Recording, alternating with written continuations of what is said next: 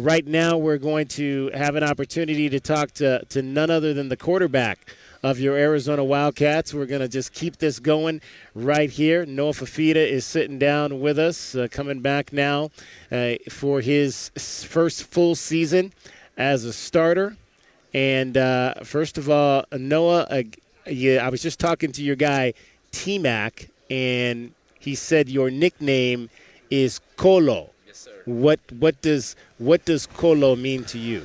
My family back in Tonga is from Kolo Motua, so that's where my grandfather. That's the village my grandfather grew up in. So that we just kind of took the first 4 letters of that, and my nickname became Colo. Nice. And so, I mean, what does that mean for you to have that as your nickname, representing where your family is from? I mean, it started off as just kind of something that was fun and that we did, just giving everybody nicknames. But I mean, it is special. I take great pride of where I came from, both my Tongan side and my Filipino side. So I'm blessed enough to have my 2 parents, but also my 4 grandparents still alive and healthy, and just helping, just kind of raising me into the man I am. So I take great pride in my family. Well, I heard that you guys flew in here yesterday on the Learjet, and somebody told me the first thing y'all did when you got off the plane was you went down and helped the baggage handlers unload the plane.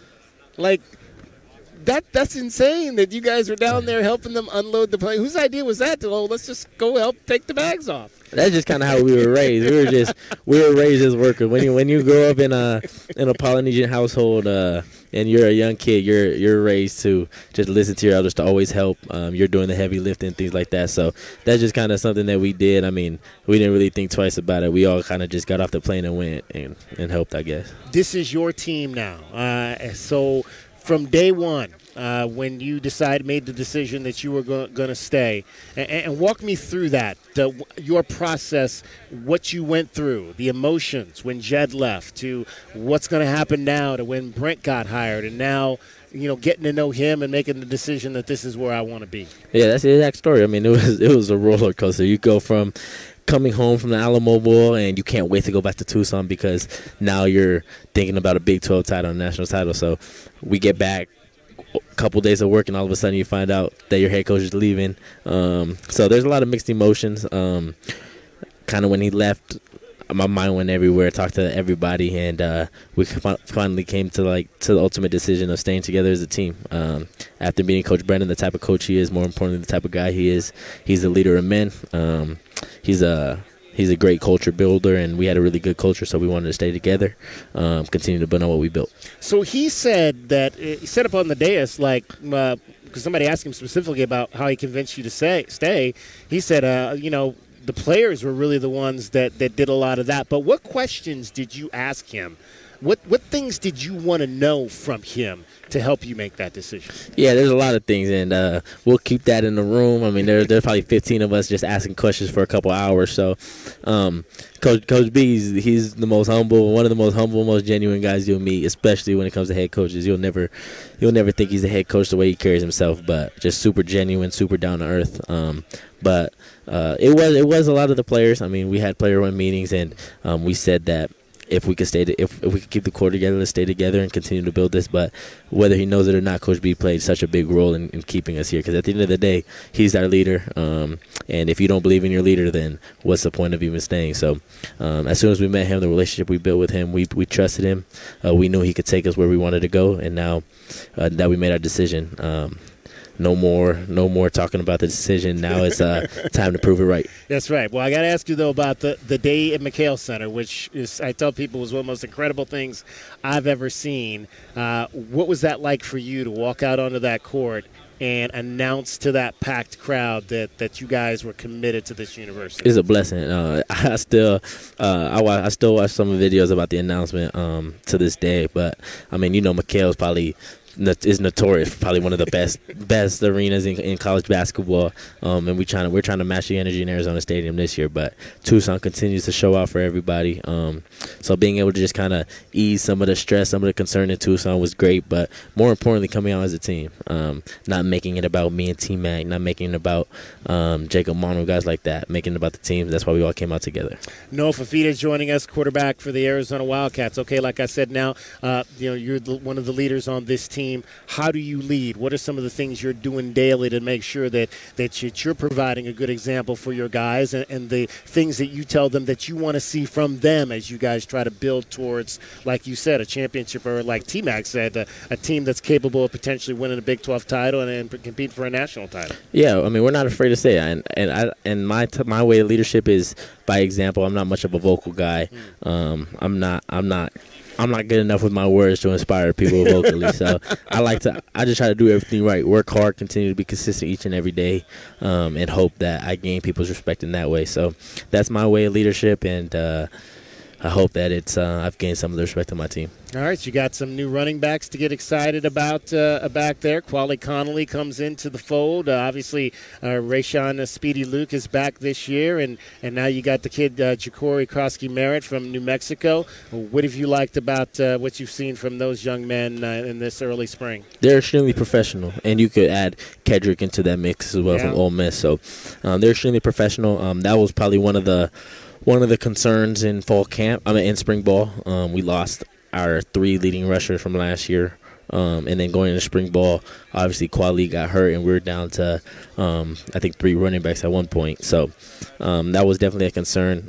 So you give so much credit to Coach Brendan and Coach Carter and the staff for recruiting the way they did in the transfer portal. Brought in some really good guys. So just kind of seeing them work extremely hard, do everything right. And we're really excited to see Ja'Cory, Quali, Kedrick, and Speedy this fall camp. What stands out to you about this offense that they're putting together for you guys? I got weapons around me for sure. I got an offensive line in front of me, 4 of the 5 guys returning. Yeah.